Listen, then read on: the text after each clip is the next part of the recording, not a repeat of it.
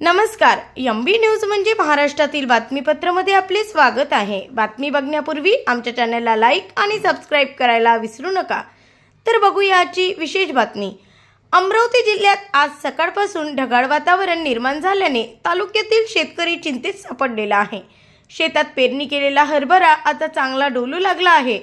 ढगाळ वातावरणामुळे हरभऱ्याभोवती अळीचा प्रादुर्भाव होऊ शकतो। अशा वातावरणामुळे पिकावर रोगराई पडू शकते।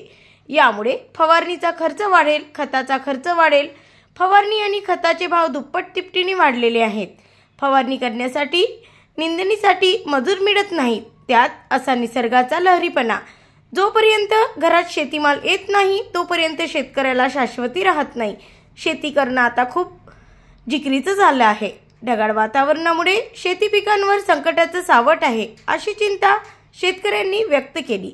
ब्युरो रिपोर्ट, एमबी न्यूज, महाराष्ट्रातील बातमीपत्र, अमरावती। याच्यामध्ये आता पाणी खाणारे आळी पडेल तुमच्या ढगाळ वातावरणामध्ये। जे नाही ते कीटक म्हणजे हरभऱ्याला त्रासदायकच आहे। त्याच्याकरता फवारणी महत्त्वाची आहे। आता फवारे पण महाग आहेत, मजूर मारणार महाग आहे। काय करणार शेतकरी? काय परवडतो शेतकऱ्याला? हे आपलं एक कोरडवाहू हरभरा लागवड केलेली आहे। कोरडवाहू आहे।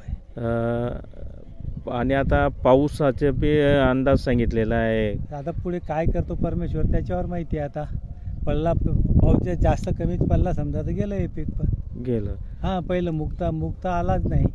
मूग पेरणी केली होती। हो, मूग पेरणी केली होती, काही झालं नाही। काही झालं नाही। विमा काढला होता, त्याचं काही भेटलं नाही।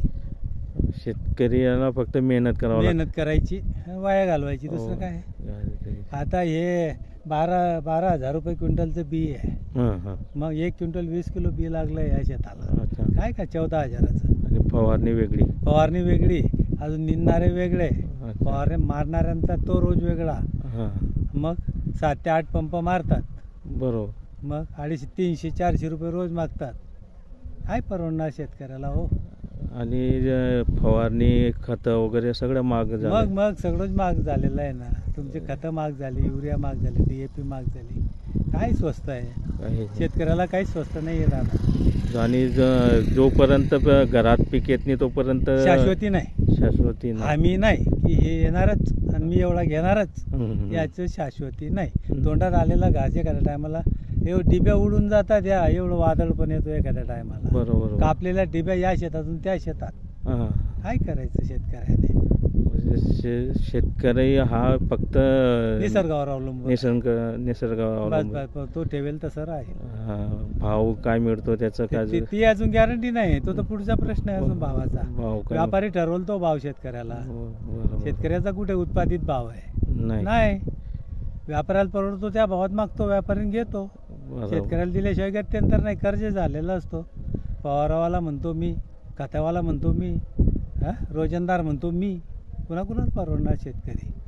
आता हे जे ढगाळ वातावरणामध्ये जर आळी पडली, रोगराईचं माहेरघर आहे दादा। रोगराईचं माहेरघर आहे। पिकांवर रोग येणार आहे। फवारणीचा खर्च वाढणारच।